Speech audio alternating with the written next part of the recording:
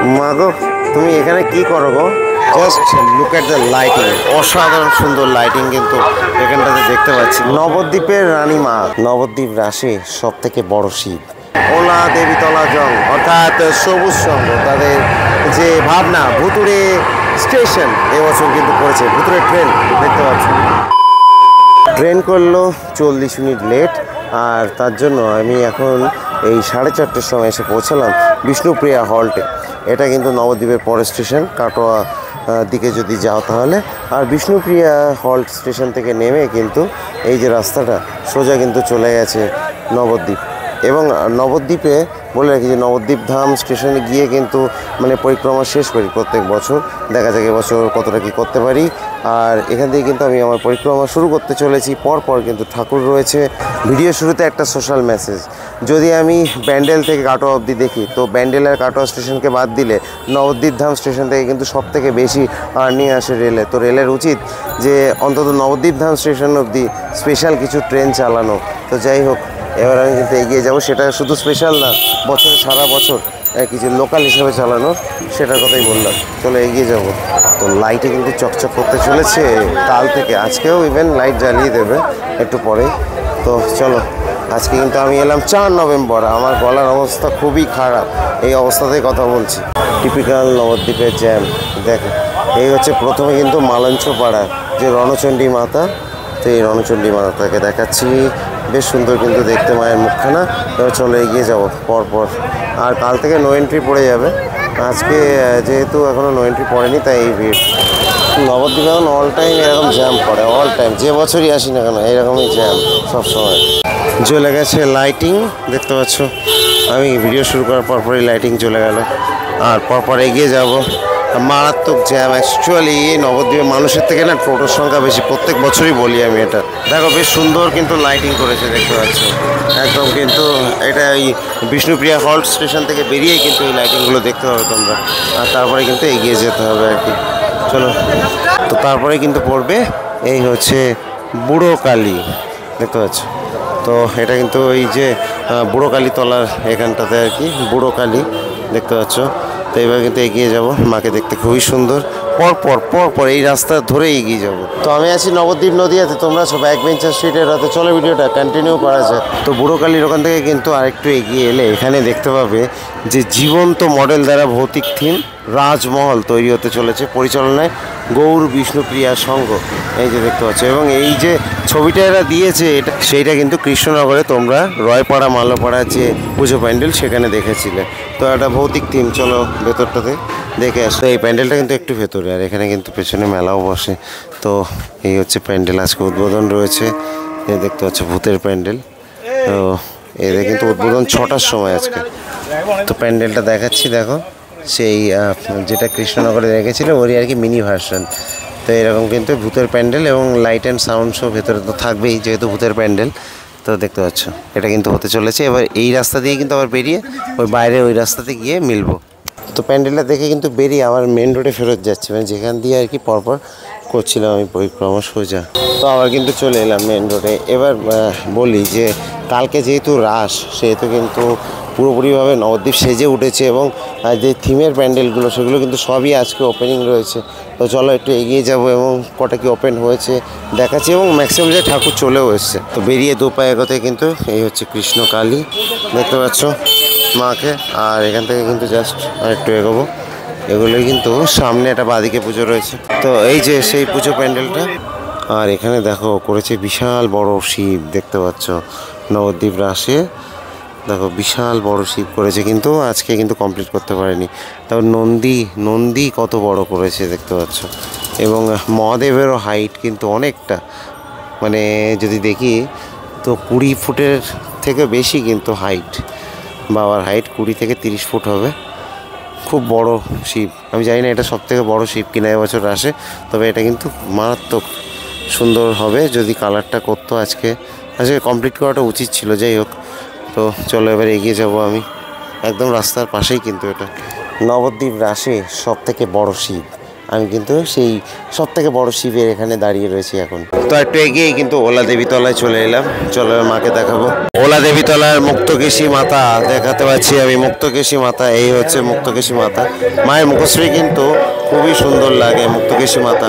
তো আরেকটু এগিয়ে কিন্তু ওলা দেবী তলা সবুজ সংঘ, এদেরও কিন্তু ভূতের থিম দেখতে হবে। এখানে লেখা রয়েছে ওলা দেবী তলা জংশন। এরা কিন্তু করেছে অ্যাকচুয়ালি ভুতুড়ের ট্রেন, এই ভেতরে কিন্তু করেছে। এখন যেহেতু উদ্বোধন হয়নি তাই দেখাতে পাচ্ছি না ভেতরটা। তো চলো এগিয়ে যাবো পরপর। এসে পৌঁছালাম বুড়ো শিবতলাতে। এই হচ্ছে বুড়ো শিবতলা এবং এখানে কিন্তু রয়েছে বিন্ধ্যবাসিনী মাতা। এই যে দেখতে পাচ্ছি বিন্ধ্যবাসিনী মাতা বুড়ো শিবতলার।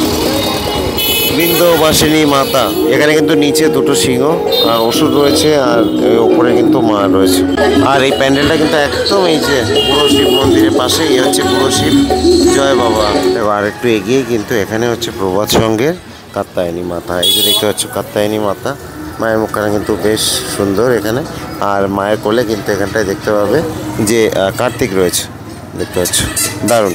তো এগিয়ে যাব, চলো পরপর। এবার চলে এলাম কিন্তু ষষ্ঠীতলার গঙ্গা যমুনা সরস্বতী মাতা। এই যে হচ্ছে দেখতে পাচ্ছ গঙ্গা যমুনা সরস্বতী। তো এবার কিন্তু এগিয়ে যাব পরপর পরপর, সব ঠাকুর এখানে পরপর। আর স্পেশালিটিটা হচ্ছে এখানে কিন্তু শাড়ি থেকে শুরু করে A to Z পুরোটাই কিন্তু মাটির কাজ। এখানে দেখতে পাবে পুরোটা কিন্তু মাটির কাজ, এটা হচ্ছে স্পেশালিটি। চলো ষষ্ঠীতলার অন্নপূর্ণা মাতা পূজা দেখতে পাচ্ছ, মা অন্নপূর্ণা। চলো পরপর।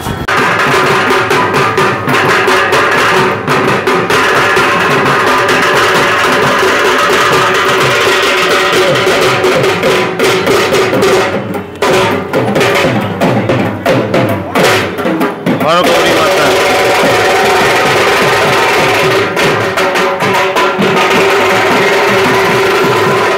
পরপর এইভাবে দেখতে থাকবো।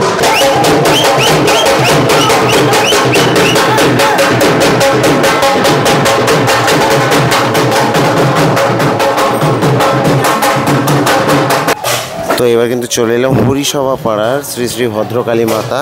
আর প্রত্যেক বছর কিন্তু এখানে এই যে দেখতে পাচ্ছ যে লাইটিংগুলো, স্ট্রিট লাইটিংগুলো কিন্তু প্রত্যেক বছরই করা হয় বেশ সুন্দরভাবে কিন্তু। আর এই হচ্ছে মা, এটা হচ্ছে হরিসভা পাড়ার ভদ্রকালী মাতা, দেখতে পাচ্ছ, অসাধারণ কিন্তু খুব সুন্দর। এবং নিচে কিন্তু হনুমান রয়েছে, রাম সীতা রয়েছে, দেখতে পাচ্ছ রাম লক্ষ্মণ সীতা। তো সব মিলে কিন্তু অসাধারণ হয়েছে। আর এগিয়ে এসে কিন্তু চলে এলাম আমি পোড়ামাতলায়। এখানে দেখাতে পারবো এই পোড়ামাতলার মায়ের পুজো হয় কিন্তু। এবং এখান দিয়ে যদি আমি বাঁ দিকটাতে চলে যাই তাহলে কিন্তু এই সোজা পড়বে হচ্ছে শ্রী শ্রী গৌরাঙ্গিনী মাতা রানীমা। এই হচ্ছে পোড়ামাতলার শ্রী শ্রী মহিষমর্দিনী মাতা, দেখতে পাচ্ছ পোড়ামাতলার মহিষমর্দিনী মাতা। মাকে দেখাচ্ছি, কত সুন্দর মায়ের মুখ, অসাধারণ সুন্দর।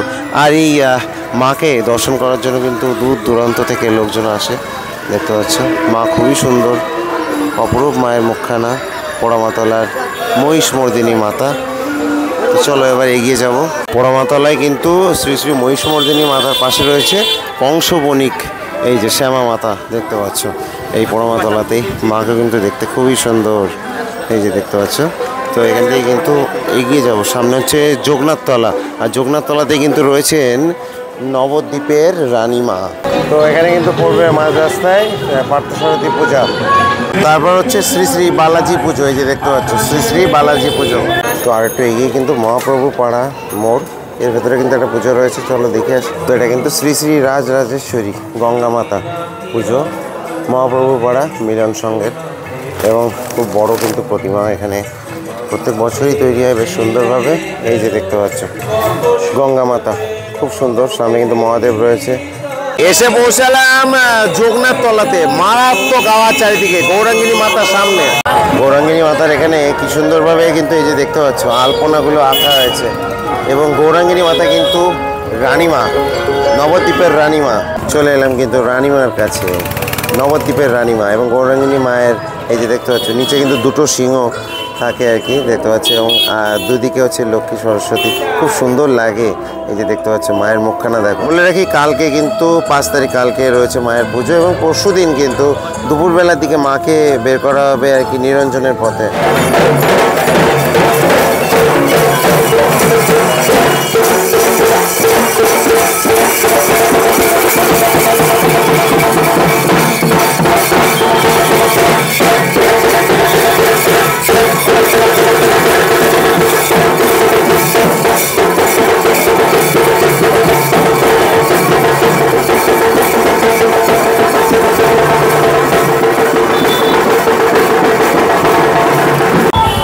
নবদ্বীপের রানীমার থেকে বেরোলাম, বললে কি কতদিন থাকবে, রাস নবদ্বীপে একদিনই থাকে, কালকে রাস আর পরশু দিনই কিন্তু মানে ওই দিনের বেলা দেখতে পারবে, রাতের বেলা মানে সন্ধ্যেবেলা বেরিয়ে পড়বে। আর গৌরাঙ্গিনী মাতা দুপুরবেলা থেকে বেরিয়ে পড়ে। তো যোগনাথতলায় মাতা গৌরাঙ্গিনীর ওখান থেকে বেরিয়ে কিন্তু পরপর দুটো পুজো রয়েছে, একদিকে এই একটা পুজো আর একদিকে এই একটা পুজো দেখতে পাবে। তো চলো আমি প্রথমে এই পুজোটা থেকে ঘুরে আসবো।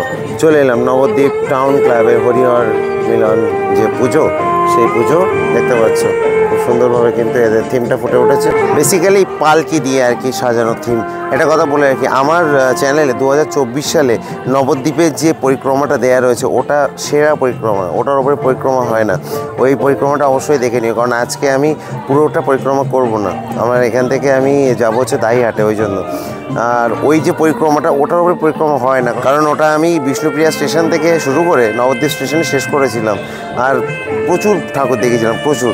তো ওটা দেখে নিও 2024 সালে, এখন অনেকেই দেখছি ওই ভিডিওটা, তো তোমরা একটু চেক আউট করে নিও 2024 সালে, ওটা সেরা পরিক্রমাটা। এখানে দেখতে পাবে, এখানে কিন্তু একটা কিউট মা কালী রয়েছে, দেখতে পাবে এই যে দেখো মা কালী বসে রয়েছে কিন্তু এই গরুর গাড়ির ওপরে, বেশ সুন্দর।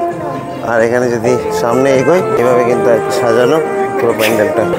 আর এই হচ্ছে হরি হর, একদিকে হরি একদিকে হর, অর্থাৎ একদিকে শিব একদিকে হচ্ছে নারায়ণ। মা গো তুমি এখানে কি করো গো? তো লাস্টের পুজোটা দেখিয়ে কিন্তু এইভাবে আবার যোগনাথতলা হয়ে সোজা আমি পোড়ামাতলার দিকে ফিরে যাচ্ছি, এবং ওখান থেকে সোজা রাস্তাটা কিন্তু স্টেশনের দিকে চলে যেতে পারো ঠাকুর দেখতে দেখতে। তো এসে পৌঁছালাম আবার কিন্তু পোড়ামাতলায়। বলে রাখি এই ডান দিক থেকে বিষ্ণুপ্রিয়া স্টেশন চলে গেছে, আর সোজা যদি যাও তাহলে ঘুরে টুরে চলে গেছে হচ্ছে নবদ্বীপ ধাম স্টেশনে। তো এই সোজা রাস্তা দিয়ে কিন্তু প্রচুর পুজো রয়েছে, বড় শ্যামা এই দিক থেকেই যেতে হয় আর কি। আমার আগের বছর পরিক্রমা তো রয়েছে, আমি এবছর আর করবো না, আমি এবছর একটু দেরি হয়ে যাচ্ছে, তাই আমি আবার বেরিয়ে যাবো হচ্ছে বিষ্ণুপ্রিয়া স্টেশন দিয়ে।